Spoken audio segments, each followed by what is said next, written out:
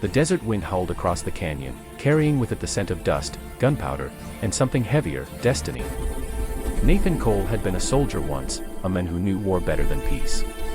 After the bloodshed of the frontier, he swore never to pull a trigger again. But fate has a way of testing oaths. That morning, as the sun climbed over the jagged cliffs of Arizona Territory, Nathan heard screams echoing down the valley, women's screams. He froze, instinct and memory battling inside him. Then, without another thought, he spurred his horse toward the sound.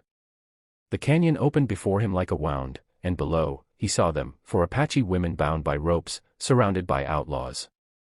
They were miners, white men, hunting humans for bounty.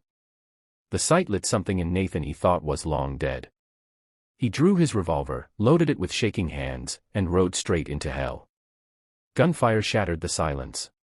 Nathan's horse stumbled, but he leaped off, rolling behind a boulder. His rifle barked once, twice, 3 times, each shot clean, deliberate. The outlaws scattered in panic, their greed dissolving in fear. One tried to run. Nathan caught him with a warning shot that grazed his hat. "Drop the rope." Nathan's voice boomed like thunder. Within minutes, it was over. 4 terrified women stared at the stranger who'd risked his life for them. Their dark eyes flickered between fear and disbelief. He cut their bonds gently, his hands trembling. "You're safe now," he said softly, though he wasn't sure he believed it.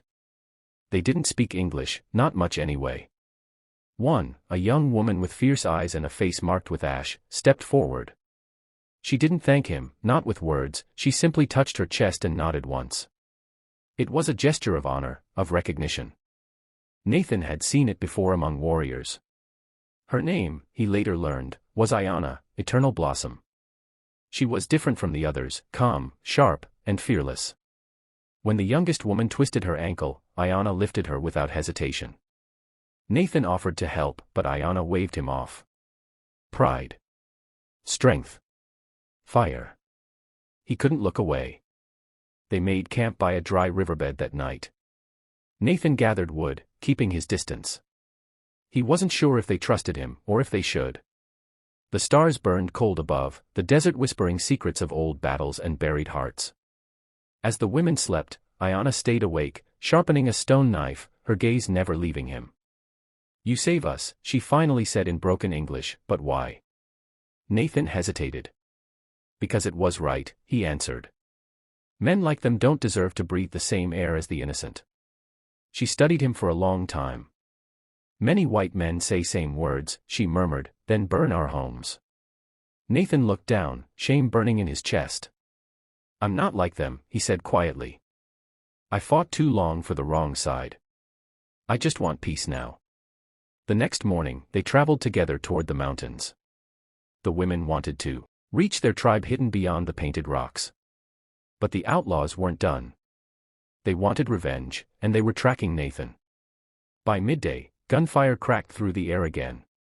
Bullets sliced through cactus and dust.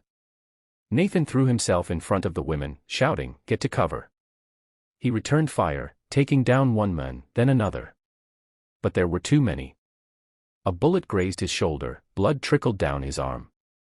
Just when he thought it was over, Ayanna appeared beside him, bow in hand, loosing arrows faster than he could reload. The sight stole his breath, fierce, graceful, unstoppable. Together, they drove the attackers back until silence fell once more. Afterward, Nathan sat bleeding, and Ayanna knelt beside him. Without a word, she tore a strip from her skirt and pressed it to his wound. He winced, but she didn't flinch. "You fight like Apache," she said with a faint smile. "Strong heart." Nathan laughed weakly. "You fight better than most soldiers I've known." For the first time, her expression softened. "You have warrior soul," she whispered. Something passed between them then, a spark neither expected nor could name. Days later, they reached the mountains. The tribe emerged from the cliffs, their faces cautious, curious. The women ran to them, crying out in relief. Nathan stood back, feeling both joy and emptiness. His part was done. But Ayanna didn't let him leave. She stepped forward, her hand reaching for his. "You go now?" she asked. He nodded. "It's your world here. I don't belong." She shook her head slowly. Heart know where it belong. Nathan froze. Her words cut deeper than any bullet. He'd been a drifter, haunted by the ghosts of war, but for the first time, he wanted to stay, not for redemption, but for her. The tribe welcomed him hesitantly, but Ayanna spoke for him. She told the elders of his bravery, his sacrifice. They allowed him to remain as a friend, a protector. Over time, he learned their ways, the songs of the wind, the stories carved into stone, the rhythm of a life lived close to the earth. And he found peace in Ayanna's laughter, in the way she looked at him when the sun dipped below the horizon. One evening, as they sat by the fire, she asked softly, "You still dream of war?" Nathan stared into the flames. "Sometimes," he admitted. "But now, I dream of you more." She smiled, touching his face gently. "Then your spirit heal." Months passed, and word spread of a white man living among the Apache, protecting them from raiders. Some called him a traitor, others, a legend. Nathan didn't care. His past no longer owned him. He had found something stronger than fear, love born from courage, faith rebuilt from ruin. When the U.S. soldiers rode into the canyon one last time, demanding the tribe's surrender, Nathan stood before them, unarmed but unyielding. "There's been enough killing," he said. "These people are under my protection." The officer sneered. "You die for them." Nathan met his gaze without hesitation. "I already did." The standoff ended without blood, a miracle Ayanna would later call the spirit's blessing. Years later, travelers passing through the desert spoke of an old rancher who lived with the Apaches, tending to the wounded and teaching peace to the young. They said he had eyes that had seen too much, but softened whenever he looked at the woman beside him. That woman was Ayanna, still strong, still radiant, still his reason to live. Together, they turned the place of death into a home of hope. Nathan often told her, "You saved me more than I ever saved you." And she would smile and reply, "No, we saved each other." As the sun set over the Red Canyon one final evening, Nathan sat outside his small hut, Ayanna's hand resting in his.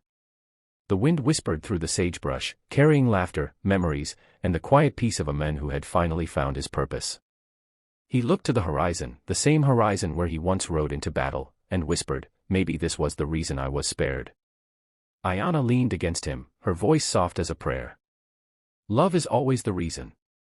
And so, the soldier who once sought redemption found it not in victory or vengeance, but in the heart of the woman he risked everything to save.